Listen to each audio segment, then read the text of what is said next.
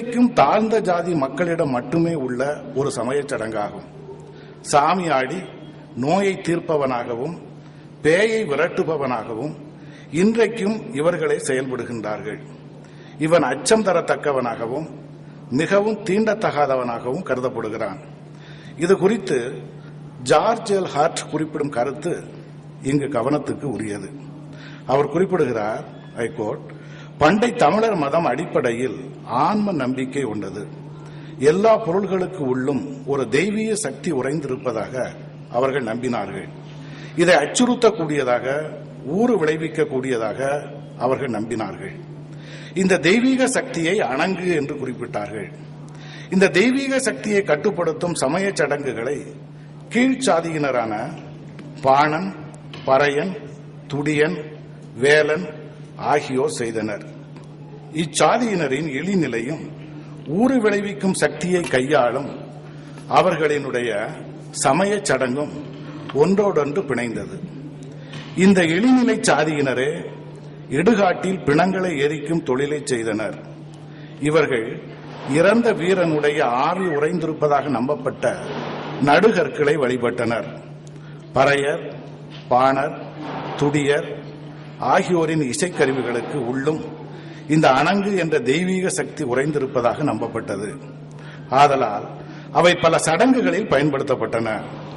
கீழ்ச்சாதியினரோடு இணைந்த தீட்டு இவ்வகையில் திராவிட சார்பானது. அதே நேரத்தில் பார்ப்பனியத்தின் பங்களிப்பும் இதில் உண்டு என்று அவர் குறிப்பிடுகின்றார். ஒவ்வொரு நிலத்துக்கும் உரிய மக்கள் தலைமக்கள் என்றும் கீழ் மக்கள் என்றும் பிரிக்கப்படுகின்றனர். மருத நில நெல் வயல்களில் உழவு தொழிலை செய்பவர்கள், நாற்று நடுபவர்கள், களை பறித்தல், அறுவடை செய்தல், போரடித்தல் முதலான வேலைகளில் நேரடியாக ஈடுபட்டவர்களை கடைநிலை சாதியினர். இவர்கள் சங்க இலக்கியங்களில் களமர், தொழுவர், வினைஞர், கடைசியர் என்று குறிக்கப்படுகின்றனர். களமர் எருதுகளை ஏரில் பூட்டி உழுதனர். இதை மதுரை காஞ்சி அள்ளல் தங்கிய பகடு உரு விழுமம் கள் ஆர் களமர் பெயர்க்கும் ஆர்ப்பே என்று குறிப்பிடுகின்றது. எருது எரி களமர் ஓதையோடு இது மலைபடுகடம். தொழுவர்கள் நெல் கதிர்களை அறுவடை செய்தனர். இந்த செய்தி புறநானூற்றில் வருகிறது. நெல் அரியும் இருந்தொழுவர்.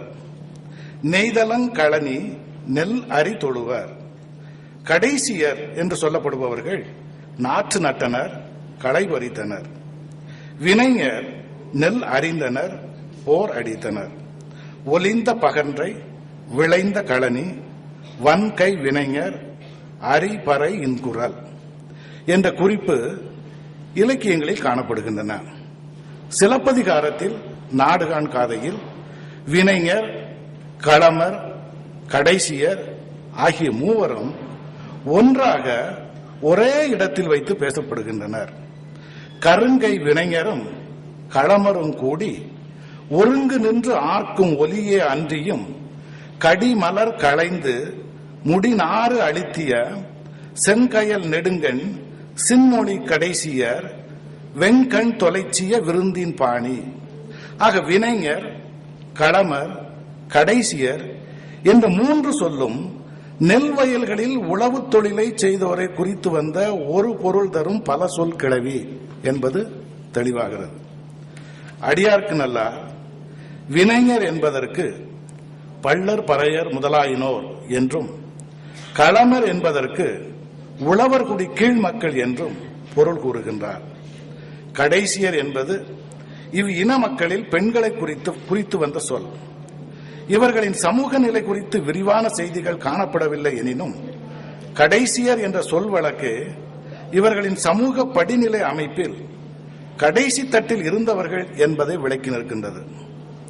பேராசிரியர் நீலகண்ட சாஸ்திரி கடைசியர் பற்றி கூறும் கருத்து இங்கு கவனத்துக்கு உரியது.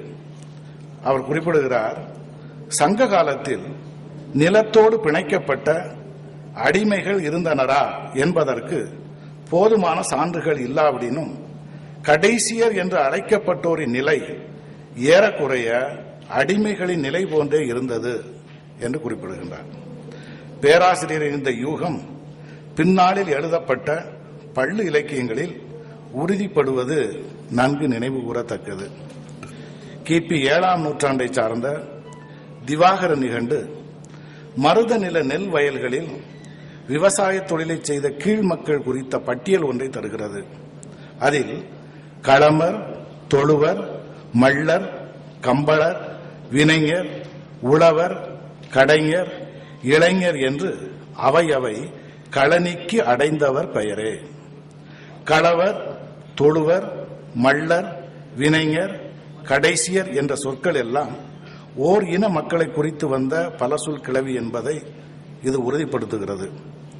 இவர்கள் அன்றைய சமூக படிநிலை அமைப்பில் கடைத்தட்டில் இருந்தவர்கள் என்பதும் தெளிவாகிறது. இவர்களின் இன்றைய வாரிசுகள் யார்?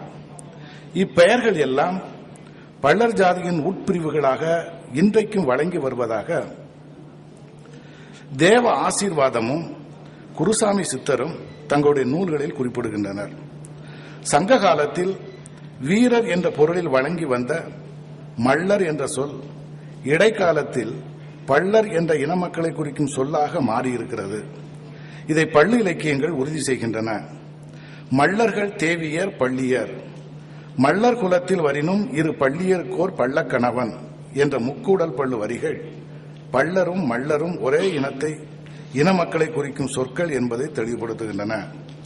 இதேபோல களமர் என்ற சொல்லும் சங்க இலக்கியங்களில் போர் வீரர்களை குறித்து வந்த சொல்லாகவும் வயல் வேலை செய்த மக்களை குறித்து வந்த சொல்லாகவும் வழங்கி வந்திருக்கிறது.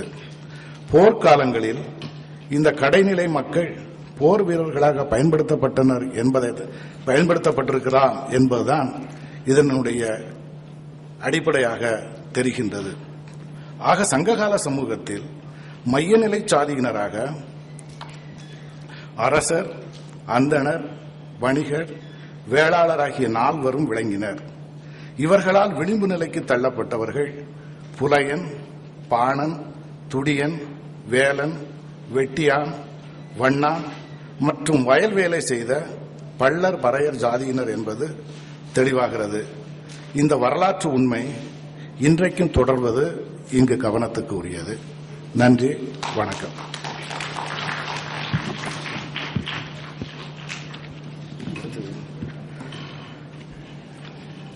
இது ஒவ்வொருவருக்கும் ஒரு 15 நிமிடங்கள் அவர்கள் தங்களுடைய கட்டுரையை படிப்பதற்காகவும், இன்னும் 2 பேர் தான் இருக்கின்றார்கள். ஆகவே எல்லா கட்டுரைகளும் வாசித்து முடித்ததற்கு பிறகு கேள்வி நேரத்தை வைத்துக் கொள்ளலாம் என நினைக்கின்றேன். அதன் பிறகு நீங்கள் எவ்வளவு நேரம் கேள்வி கேட்க வேண்டுமோ அதற்கு பிறகு கேள்வி நேரத்தை வைத்துக்கொள்ளலாம். அடுத்ததாக முனைவர் மு. வையாபுரி அவர்கள் இதே தலைப்பில் சங்க இலக்கியத்தில் விளிம்பு நிலை மக்கள் என்கின்ற இதே தலைப்பில் கட்டுரை வாசிக்கின்றார். அவர் திறந்த நிலை பல்கலைக்கழகத்தில் பேராசிரியராக பணிபுரிகின்றார். அவர்களை கட்டுரை வழங்குமாறு அன்புடன் அழைக்கின்றேன். பேராசிரியர்களுக்கும் தமிழறிஞர்களுக்கும் மாணவ நண்பர்களுக்கும் இந்த இனிய நண்பர்கள் வணக்கத்தை தெரிவித்துக் கொள்கிறேன். என்னுடைய கட்டுரை தலைப்பு சங்க இலக்கியத்தில் விளிம்பு நிலை மக்கள், புறநானூறு ஒரு சிறப்பு பார்வை. எனக்கு முன்பு இதே தலைப்பில் கட்டுரை வழங்கிய பேராசிரியர் அவர்கள்